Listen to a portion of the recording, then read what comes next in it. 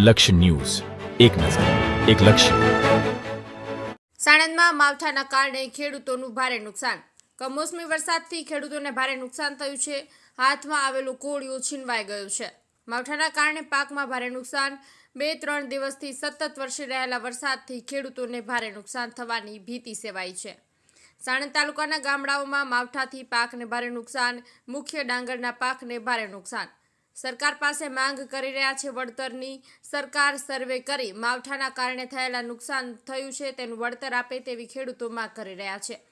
ખેડૂતોના મોંમાં આવેલું કોળિયું છીનવાઈ ગયું છે. સાણંદ તાલુકાના ખીચા, ફાંગડી, લેખંબા, નાની દેવતી, માણકોલ વગેરે ગામોમાં મુખ્યત્વે ડાંગરનો પાક તૈયાર થઈ રહ્યો હતો.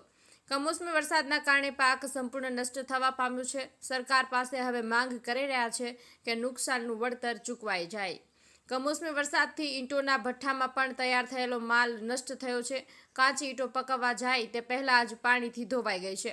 રાત દિવસ મહેનતથી કાચી ઈંટો તૈયાર કરેલી ફરી માટીમાં પરિવર્તન થયું છે.